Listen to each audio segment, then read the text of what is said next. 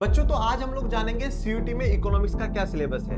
बच्चों हम लोगों ने सीयूटी का बैच लॉन्च कर दिया है और उस पर 23 मार्च तक ऑफर चल रहा है। ये कोर्स 699 में आपको मिल जाएगा 23 मार्च तक और 26 मार्च से हम इसकी तैयारी शुरू कर देंगे एप्लीकेशन पे। चलिए जानते हैं इकोनॉमिक्स का सिलेबस। तो व्यष्टि और समष्टि अर्थशास्त्र दो किताब है। पहले व्यष्टि अर्थशास्त्र का परिचय, जिसमें व्यष्टि अर्थशास्त्र क्या होती है, हमारी अर्थव्यवस्था की केंद्रीय समस्याएं, उत्पादन संभावना वक्र और अवसर लागत की चर्चा करेंगे।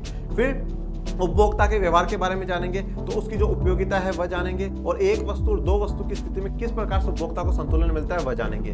फिर मांग की बात करेंगे, मांग क्या होती है, बाजार मांग क्या होती है, मांग को कौन सी चीजें प्रभावित करती है, और फिर उसका वक्र, उसकी अनुसूची और मांग की गति, उसके बदलाव, मांग की लोच और मांग की लोच को मापने की जो तीन विधि है, प्रतिशत, कुल विधि और ज्यामिति विधि, उनके बारे में जानेंगे।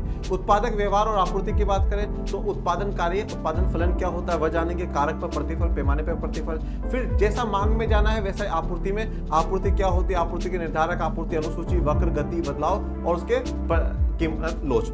लागत राजस्व में जानेंगे तो उसमें लागत के जो वक्र हैं वह सभी वक्र जानेंगे और राजस्व के मतलब आगम के जो एमआर, टीआर और एआर के वक्र हैं वह भी जानेंगे। एमसी और एमआर की सहायता से हम लोग उपभोग उत्पादक का संतुलन देखेंगे।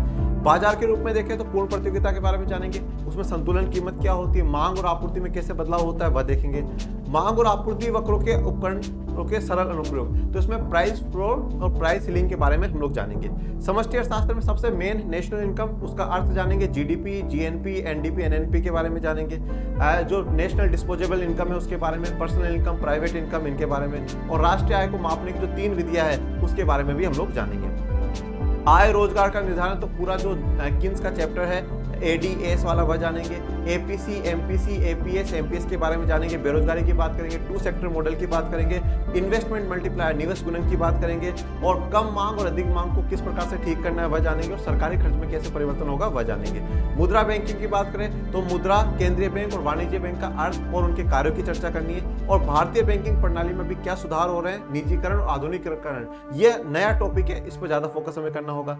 सरकारी बजट की बात करें तो सरकारी बजट का अर्थ, उसके उद्देश्य, उसके अलावा प्राप्तियां और व्यय की पूरी जानकारी हमें देनी है, और योजनागत, विकासात्मक, इनके बारे में बताना है। बजट के तीनों प्रकार, संतुलित, अधिशेष, घाटा, घाटे के जो बजट है, राजस्व घाटा, राजकोषीय घाटा, प्राथमिक घाटा, इनके बारे में। सरकार की भूमिका को कम करना वह जानेंगे। भुगतान संतुलन, विदेशी विनिमय दर आपको पता है दो प्रकार की होती है, स्थिर और लचीली, उसके गुण दोष की चर्चा करेंगे। भुगतान संतुलन के खाते की बात करेंगे और हाल के विनिमय दर मुद्दों के बारे में संक्षिप्त विश्लेषण, ये भी एक नया टॉपिक है, इसके वो जानेंगे। तो चलिए बच्चों, सभी बच्चे कोर्स खरीद लीजिएगा। मिलते हैं 26 मार्च से क्लासेस में। Bye bye.